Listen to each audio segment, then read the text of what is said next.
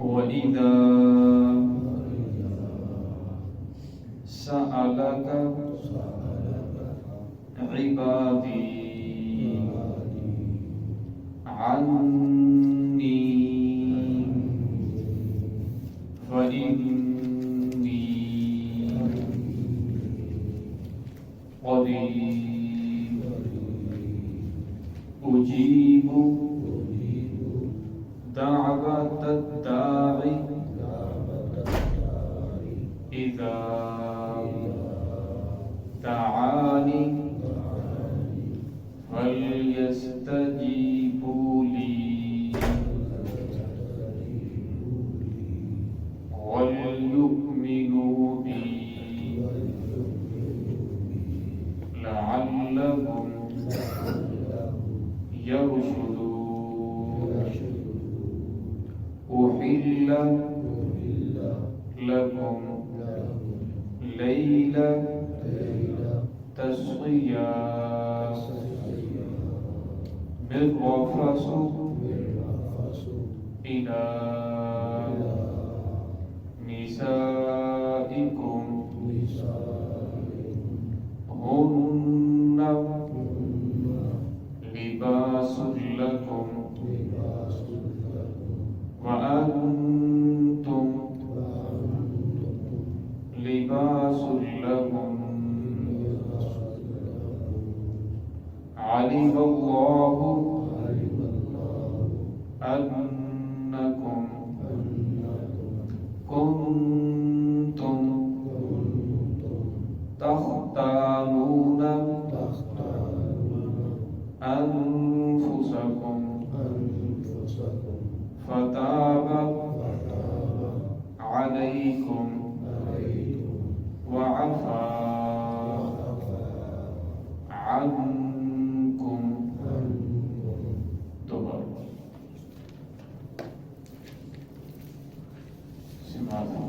बिस्मिल्लाहिर्रहमानिर्रहीम।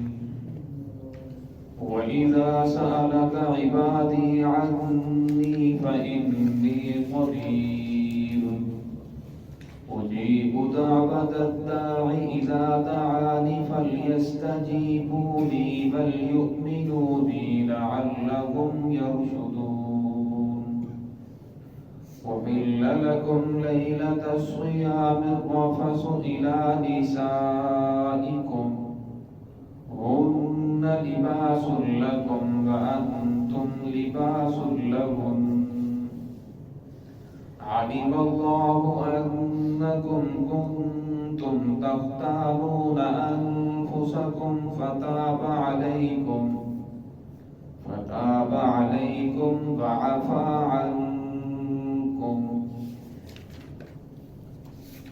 वइज़ा सअलक इबादी अन्नी फ़इन्नी क़रीब, और जब सवाल करें आपसे मेरे बंदे मेरे बारे में, फ़इन्नी बस मैं करीब हूँ, उजीबु दावत दाई इज़ा दआनी मैं कबूल करता हूँ पुकारने वाले की पुकार को, इज़ा दआनी जब वो मुझे पुकारता है, फल्यस्तजीबू ली बस चाहिए कि वो मेरे हुक्म को माने, मेरी बात को माने, वल्युमिनू बी और ईमान लेकर आए मुझ पर यकीन के साथ, लअल्लहुम यरशुदून ताकि वो सीधे रास्ते पे ऊपर आ जाए। उहिल्ल लकुम लैलतस सियाम बिर्रफ़सु हलाल किया गया है तुम्हारे लिए रोज़ों की रातों में, बिर्रफ़सु इला निसाइकुम अपनी बीवियों के पास जाना, हुन्ना लिबासुल लकुम व अंतुम लिबासुल लहुन वो तुम्हारा लिबास है और तुम उनका लिबास हो। अलिमल्लाहु अन्नकुम कुन्तुम तख्तानूना अल्लाह रब्बुल इज़्ज़त जानते हैं बेशक तुम खयानत करते हो, अनफुसकुम अपने नफ्सों के साथ, फताब अलैकुम अल्लाह रब्बुल इज़्ज़त ने तुम पर रुजू फरमाया, वअफ़ा अन्कुम और तुमसे दरगुजर फरमा दिया, यानी तुम्हें मुआफ कर दिया। इस आयत का शान नुज़ूल ये है, तफसीर इब्न कसीर के अंदर रिवायत है कि कुछ सहाबा इकराम ने आप सल्लल्लाहु अलैहि वसल्लम से पूछा कि क्या हमारा रब करीब है कि हम उसे आहिस्ता पुकारें, या हमारा रब दूर है हम उसे जोर से पुकारें, हम कैसे अपने रब को पुकारें। तो फिर आप सल्लल्लाहु अलैहि वसल्लम ने उनकी जब ये बात सुनी तो आप सल्लल्लाहु अलैहि वसल्लम खामोश हो गए। تو پھر اللہ رب العزت نے یہ آیات نازل فرمائی وَإِذَا سَأَلَكَ عِبَادِي عَنِّي فَإِنِّي قَرِيبٌ، اور فرمایا جب میرے بندے آپ سے سوال کریں میرے بارے میں تو فرمایا ان سے کہہ دیجئے فَإِنِّي قَرِيبٌ، بے شک میں تو بالکل قریب ہوں، آپ سے بالکل قریب ہوں، آپ کو بلند آواز سے پکارنے کی ضرورت نہیں ہے، بلکہ آپ اگر اپنے دل کے اندر بھی مجھے پکارو گے تو تب بھی میں آپ کی پکار کو سننے والا ہوں۔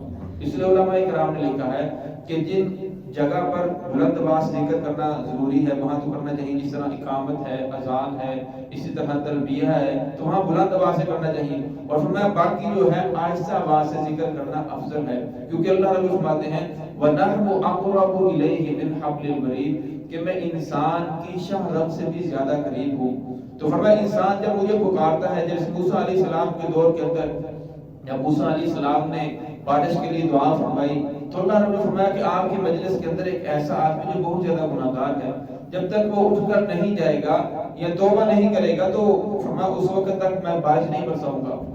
تو موسیٰ علیہ السلام نے فرمایا کہ ایک مجلس میں ایک ایسا آدمی ہے، اللہ نے فرما دیا کہ جب تک وہ اس مجلس سے اٹھ کر نہیں جائے گا تو توبہ بارش نہیں برسے گی، تو اٹھ کر چلا جائے۔ تو اب جو آدمی تھا اس نے ہاتھ نہیں اٹھائے، وہ رویا نہیں، گڑگڑایا نہیں، دل ہی دل کے اندر ندامت آئی، الہ العالمین میں تو سب کے سامنے رسوا ہو جاؤں گا، میں آپ سے معافی مانگتا ہوں۔ تو بارش برسنا شروع ہو گئی۔ موسیٰ علیہ السلام پھر ہم کلام ہوئے، الہ العالمین تو نے تو کہا تھا کہ بندہ اٹھ کر جائے گا تو پھر اس کے بعد بارش برسے گی، جہاں تو کوئی بھی نہیں اٹھا۔ تو اللہ رب نے فرمایا کہ اس نے میرے ساتھ صلح کر لی ہے، معافی مانگ لی۔ سنا وہ بندہ کون تھا؟ فرمایا جب گناہ گار تھا اس وقت میں نے آپ کو نہیں بتایا، اب تو اس نے میرے ساتھ صلح کر لی ہے، اب میں آپ کو کیسے بتا سکتا ہوں۔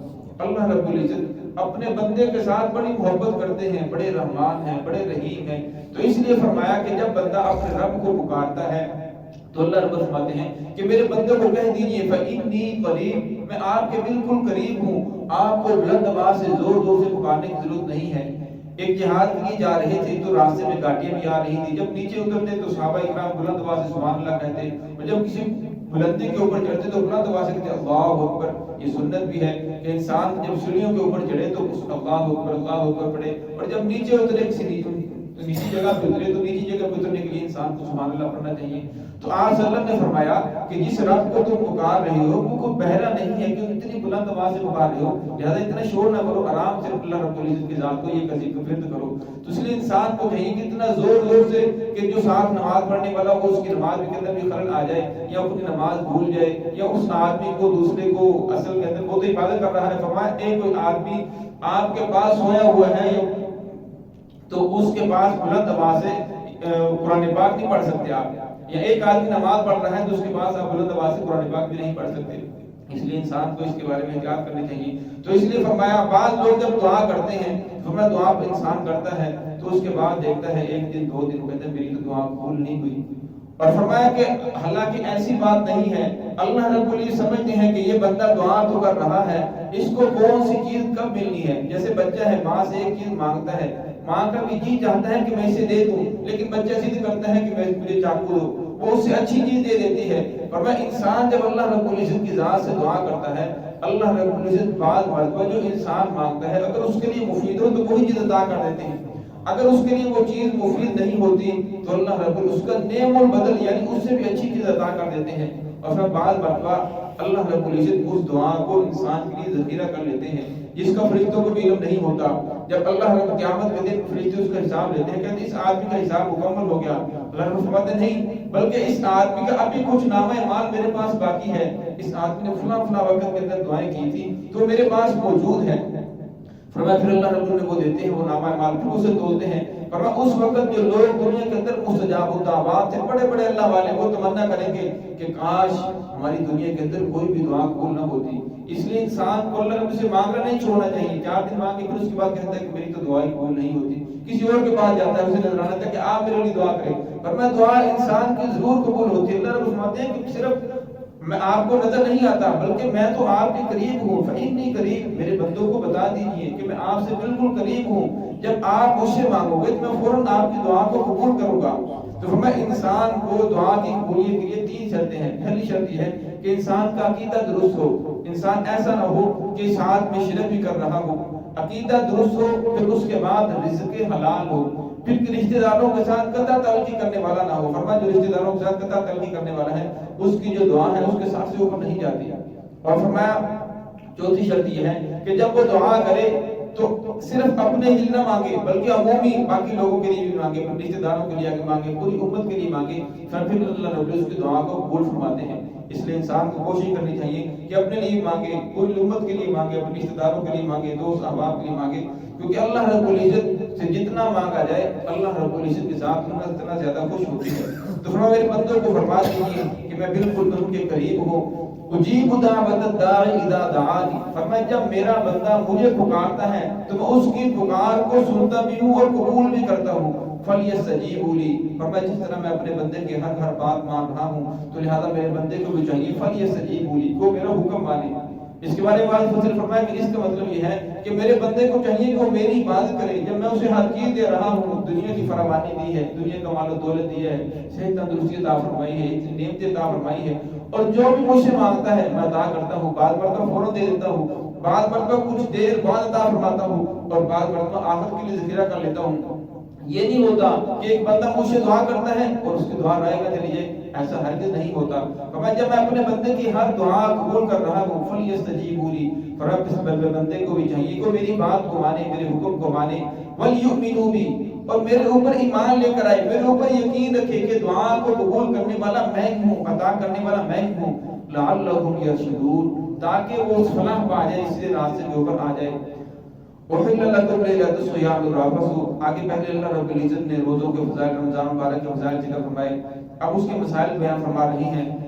کیونکہ جو یہودیوں کا روزہ تھا وہ جب شام کو روزہ افطار کرتے تھے, سحری نہیں تھی بلکہ افطاری تھی. روزہ افطار کیا اس وقت تک جب تک وہ جاگتے رہیں گے, کھا پی سکتے تھے اور جماع کر سکتے تھے, اپنی بیویوں کے ساتھ مل سکتے تھے. لیکن جب اس کے بعد سو گئے, اس کے بعد نہ کھا پی سکتے تھے اور نہ اس کے بعد اپنی بیویوں کے ساتھ باہر جا سکتے تھے. تو اس طرح جب شروع کے اندر رمضان مبارک کا مہینہ آیا تو مسلمانوں کے لیے بھی یہی حکم تھا کہ آپ بھی جب تک جاگتے رہو گے اس وقت تک کھا پی سکتے ہو, لیکن جب اس کے بعد سو جاؤ گے پھر اس کے بعد آپ نہ کھا پی سکتے ہو, نہ اپنی بیویوں کے پاس جا سکتے ہو. تو ایک صحابی ہیں حضرت سلمہ بن قیس رضی اللہ تعالیٰ, وہ سارا دن جانوروں کو چراتے رہے, کھیتی باڑی کرتے رہے, اور جب شام کو گھر واپس آئے تو گھر آ کر اس نے وہ روزہ افطار کیا. تو بیوی سے کہا کچھ کھانے کے لیے, اس نے کہا کہ میں کھانا تیار کر رہی ہوں. اب وہ تھکے ہارے تھے, ان کی آنکھ لگ گئی. جب آنکھ لگی تو ان کا دوبارہ روزہ شروع ہو گیا. وہ بیوی جب کھانا تیار کر کے لائی وہ تو سو چکے تھے. تو اس نے کہا ساریمہ تو ہلاک ہو گیا, اس کا کیا بنے گا اب تو یہ. تو فرمایا جب دوسرا دن ہوا دوپہر کے وقت وہ بے ہوش ہو کر گر پڑے, ان کا بے ہوشی طاری ہو گئی. جب رسول اللہ صلی اللہ علیہ وسلم کو جو علم ہوا پھر قرآن پاک کی آیات نازل ہوئی. فرمایا آج کے بعد آپ اس وقت تک کھا سکتے ہو, اور اس کے بعد آپ کے لیے سحری بھی اللہ رب مقرر فرما دی. تو ان آیات کے اندر اسی کا ذکر ہے. وَحِلَّ لَكُمْ لَيْلَةَ الصِّيَامِ الرَّفَثُ إِلَىٰ نِسَائِكُمْ, اور حلال کر دیا گیا ہے تمہارے لیے روزوں کی راتوں میں اپنی بیویوں کے پاس جانا. اس کے بارے میں کچھ صحابہ کرام سے ایسا ہوا کہ اللہ رب العزت نے اس سے منع فرمایا تھا کہ آپ جب سو جاؤ اس کے بعد اپنی بیویوں کے پاس نہیں جا سکتے, لیکن ان سے پھر بھی غلطی ہو گئی, وہ اپنی بیویوں کے پاس چلے گئے. اور پھر انہوں نے رسول اللہ صلی اللہ علیہ وسلم کو بتایا کہ ہم سے تو غلطی ہو گئی. تو پھر اللہ رب العزت نے اس حکم کو ختم فرما دیا کہ جب آپ روزہ افطار کر لو اس کے بعد صبح تک آپ اپنی بیویوں کے پاس جا سکتے ہو. تو اس لیے فرمایا حلال کیا گیا ہے تمہارے لیے روزوں کی راتوں میں بالرفث, یعنی اس سے مراد جماع ہے, یعنی اپنی بیویوں کے پاس جانا. ہن لباس لکم وانتم لباس لہن. فرمایا تمہاری بیویاں تمہارے لیے لباس ہے, وانتم لباس لہن, اور تم ان کے لیے لباس ہو. اس لیے مفسرین نے لکھا ہے کہ انسان جب اس کی شادی ہوتی ہے اکثر ایسا ہوتا ہے اس کے بعد سہیلیاں اسے پوچھتی ہیں اور لڑکوں سے اس کے دوست پوچھتے ہیں. تو فرمایا اپنی بیوی کی کوئی بھی بات اپنے دوستوں کو نہیں بتانی چاہیے, اور اسی طرح عورت کو بھی چاہیے کہ اپنی جو مرد کی کوئی بھی بات اپنی سہیلیوں کے ساتھ شیئر نہیں کرنی چاہیے. کیوں؟ اس لیے کہ اللہ رب نے قرآن پاک میں ارشاد فرما دیا کہ تم ایک دوسرے کا لباس ہو, اور لہٰذا اس کے اندر خیانت نہ کرو. اپنی جو باتیں ہیں صرف اپنے تک محدود رکھو, کسی اور کو بتانا. فرمایا یہ گناہ کبیرہ ہے, اس سے انسان کو بچنا چاہیے.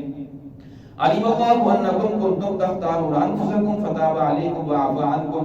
فرمایا اللہ رب العزت جانتا ہے کنتم تختارون انفسکم, کہ تم خیانت کرتے ہو اپنے نفسوں کے ساتھ. حضرت کعب رضی اللہ تعالیٰ عنہ, عمر رضی اللہ تعالیٰ عنہ, انہوں نے رات کو سونے کے بعد پھر اپنی بیویوں کے پاس چلے گئے تو پھر رسول اللہ صلی اللہ علیہ وسلم کے پاس آئے تو ہم سے تو ایسے غلطی ہوگی تو فوراً قرآن پاک نازل ہوا تو اللہ رب فرمایا کہ میں نے آپ سے اس قید کو ختم کر دیا تھا کہ آپ کو پریشانی نہ ہو، فرمایا اللہ رب العزت نے فتاب علیکم تمہارے اوپر رجوع کر لیا، اس حکم کو تبدیل کر دیا، وعفا عنکم اور تم سے درگزر فرما دیا۔ تو فرمایا آج کے بعد آپ کے لیے جو پہلے مشقت تھی کہ آپ نے افطاری کے وقت آپ کھا پی سکتے تھے، اس کے بعد جب آنکھ لگ گئی پھر اس کے بعد نہ آپ کھا پی سکتے تھے نہ اپنی بیویوں کے بعد جا سکتے، ایسی بات نہیں ہے، بلکہ آج کے بعد آپ افطاری کے بعد ساری رات آپ کھا پی بھی سکتے ہو، اپنی بیویوں کے پاس بھی جا سکتے ہو۔ تو اللہ رب العزت نے آسانی پیدا فرما دی۔ باقی انشاءاللہ آیت آگے چل رہی ہے، لیکن آیت بڑی تھی، میں نے کہا وقت زیادہ نہ ہو جائے، باقی انشاءاللہ تفصیل کل آئے گی۔ دعا ہے کہ اللہ رب العزت ہم سب کو صراط مستقیم پہ چلنے کی توفیق